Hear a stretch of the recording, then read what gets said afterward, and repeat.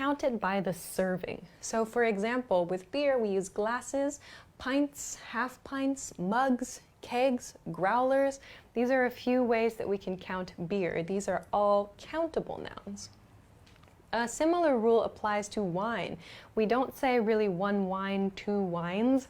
We can use that to mean one single drink, but there are sometimes different ways that we need to explain wine. So we use these words, glasses or bottles or decanters. So we use decanter of wine, bottle of wine in these cases, not one wine or two wines. Make sure to say like bottle or decanter to refer specifically to the type of measurement you mean.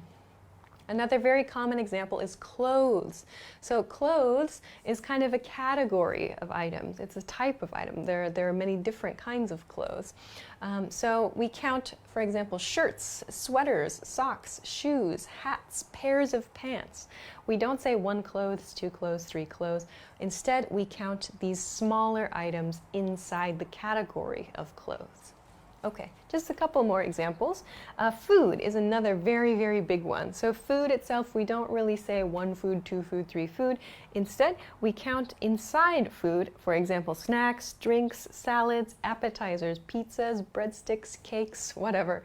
So the food, the dish itself, we count the dish, but not food as a category. Finally, air is another one. We don't count air with numbers. We can count parts of air, but if you want to know, we can use, for example, molecules to talk about components, pieces of air, if you like. So these are just a few examples of uncountable nouns and some of the units we can use to count the parts within those uncountable nouns. Okay, next let's head over to how to make a few questions. So similar to countable nouns, we can use uncountable nouns to make information questions, to make requests, to make offers. But one key point here is when you're asking a quantity question with an uncountable noun, you need to use much. So when you're using a countable noun, you should use how many plus the plural form. If you're using an uncountable noun, you need to use how much plus your noun. How much time, how much money, how much beer, for example. There's no S to add at the end, there's no plural form that we need to think about. Just the uncountable noun and any other information. How much beer did you drink? How much time do you have, for example? So please use much when you're making a question with an uncountable noun. Second, do you plus a verb, any, plus your uncountable noun. So we can change this verb in the sentence depending on what we need, but this is a general information question.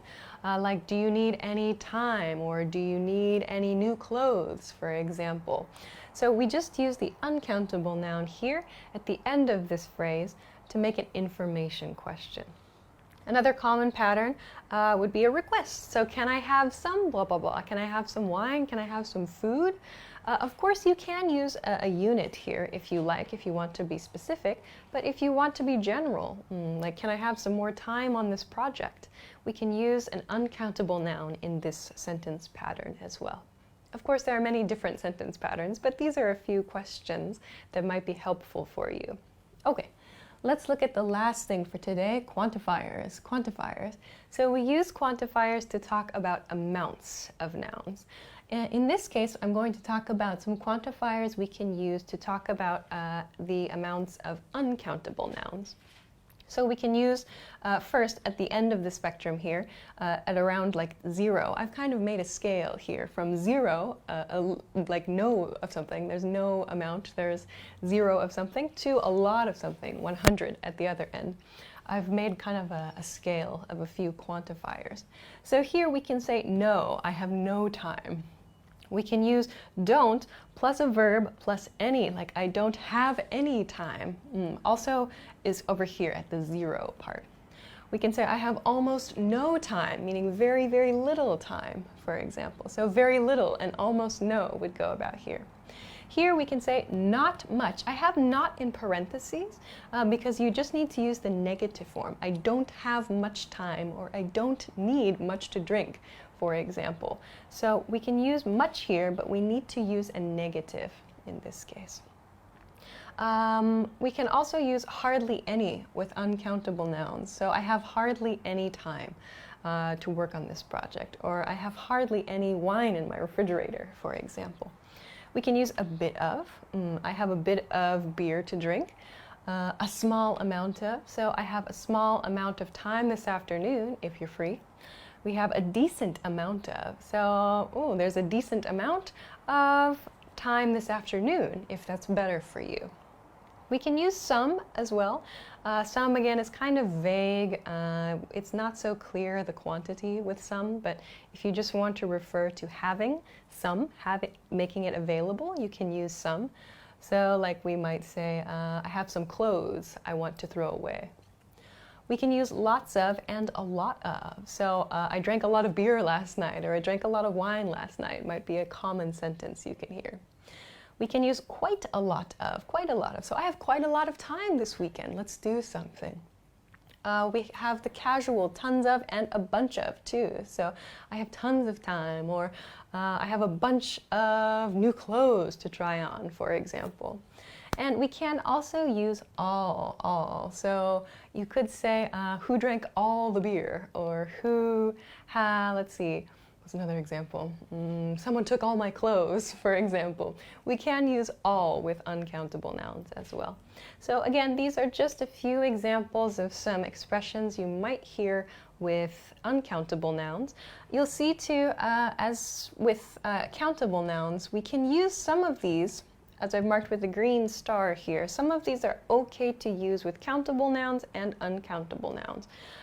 So if you get stuck, you can try to remember which ones are okay for both countable and uncountable nouns. For example, lots of and a lot of. Some is good. Almost no is pretty handy, pretty useful as well. Another point here I want to mention, this is a problem that many students have, is using much in positive statements of quantity. For example, I have much money, I have much time. We cannot use much in this way. We should use I have a lot of time, I have quite a lot of time. Much is used with negatives, so I don't have much time, for example. I don't have much money. We can only use much for a quantity statement with a negative form. So please don't use much to make a positive statement about quantity. Please be careful. This is a very common mistake. All right, but those are a few points I wanted to make about uncountable nouns today. If you have any questions or comments, or you want to try making an example sentence, please feel free to do so in the comment section below.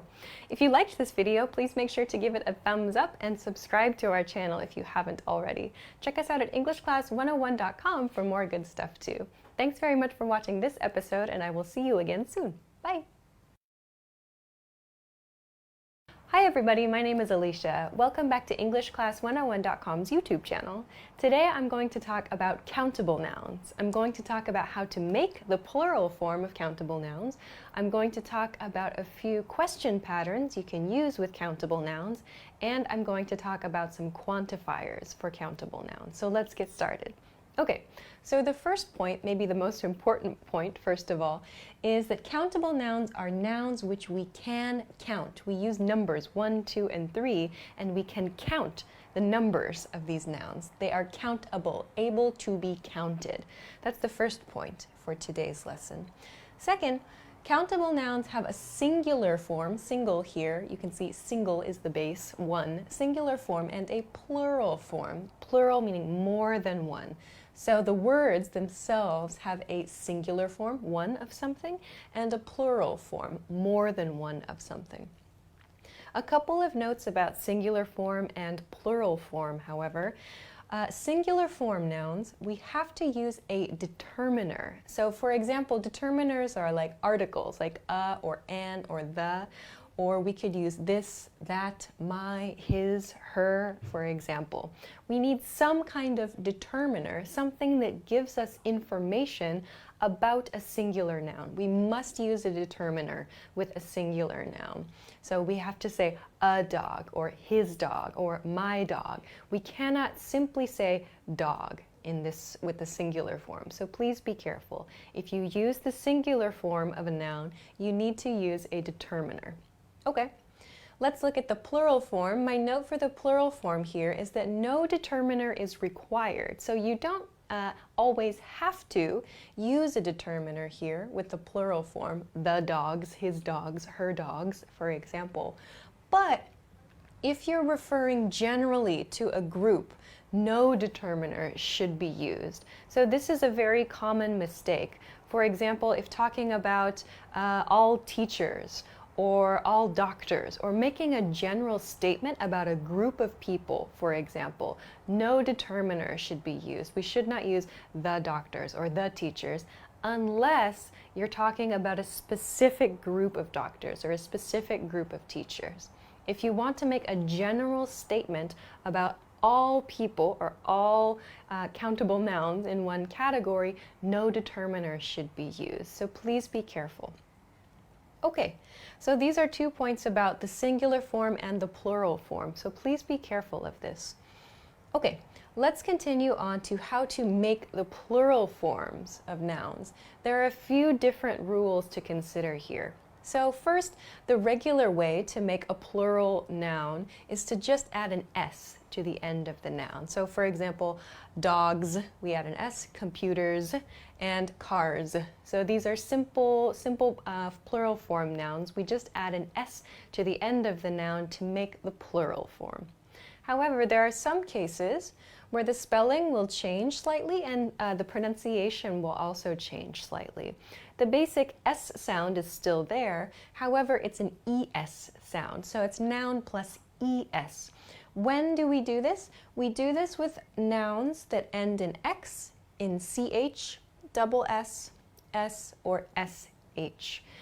This is kind of difficult to remember. I think that if you practice, if you read a lot, and if you speak a lot, you'll gradually come to understand this. This is something I personally never studied as a native speaker, but through practice, through reading a lot too, I gradually came to understand which nouns take ES and which nouns do not. But some examples here, foxes, fox ends in X, so it takes ES in the plural form. Classes, class ends in SS, so we take ES for the plural form. Finally, sandwich, sandwich ends in CH, so we add ES, very important. So not sandwiches with no E, but we need to use an E in the word sandwiches. Please be careful. Okay, finally, there is one more different spelling for plural nouns here. We have noun plus IES. If the noun ends in a Y, we drop the Y in the plural form. We cut the Y and add IES. So a few examples of this are countries.